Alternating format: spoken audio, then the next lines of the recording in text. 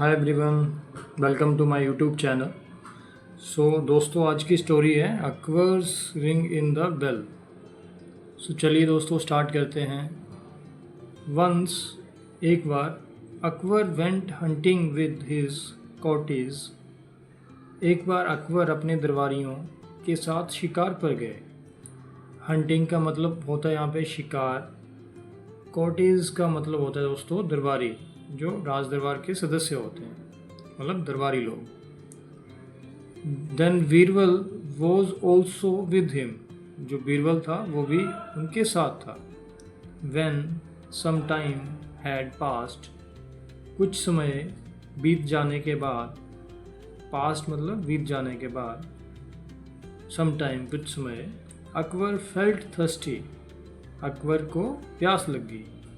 Thirsty मतलब प्यास लगना या प्यासा।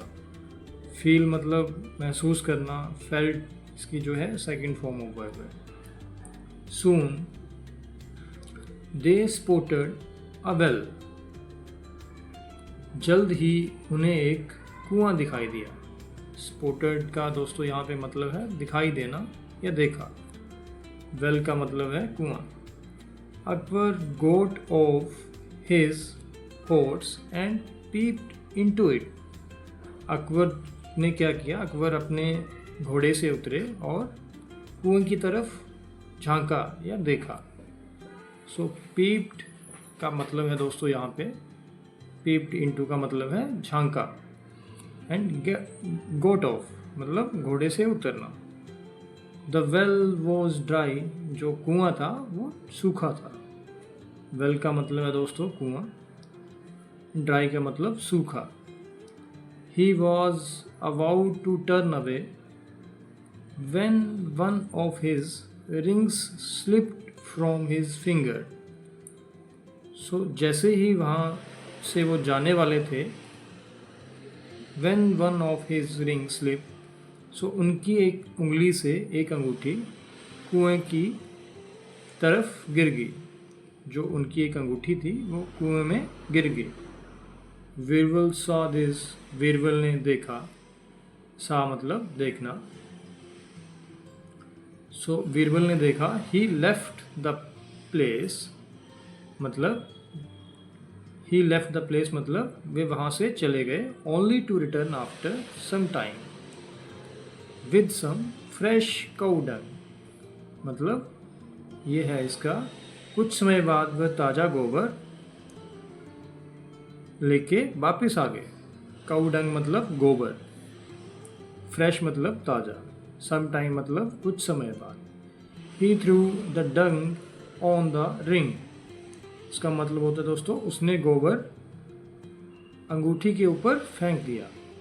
जो गोबर लेके आए थे वो अंगूठी के ऊपर फेंक दिया। थ्रू द डंग मतलब फेंकना, गोबर के ऊपर फेंकना।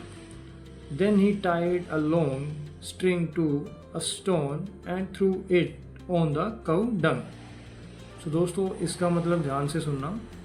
फिर उन्होंने एक पत्थर में लंबी रस्सी बांधी, मतलब he tied a long string, उन्होंने पत्थर में एक लंबी रस्सी बांधी, to a stone and threw it, और गोबर के ऊपर फेंक दिया, threw it on the cow dung. उसके बाद है दोस्तों Then they all went hunting before sunset. Then they all went hunting. वे शिकार की और मतलब शिकार की तरफ निकल पड़े, या ऐसा भी कह सकते हैं कि वे शिकार करने चले गए। हंटिंग का मतलब होता है शिकार करना।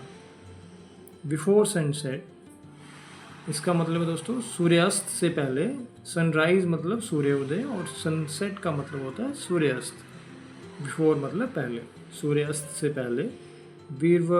Birbal asked Akbar to stop by the well, Birbal ने अकबर को कुएं के पास रुकने का आदेश दिया,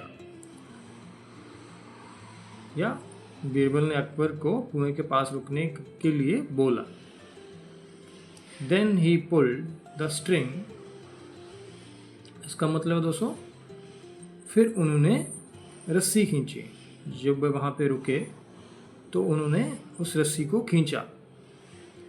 ही पुल्ड द स्ट्रिंग, यहाँ पे पुल्ड का मतलब है खींचना या खींची, स्ट्रिंग का मतलब है रस्सी।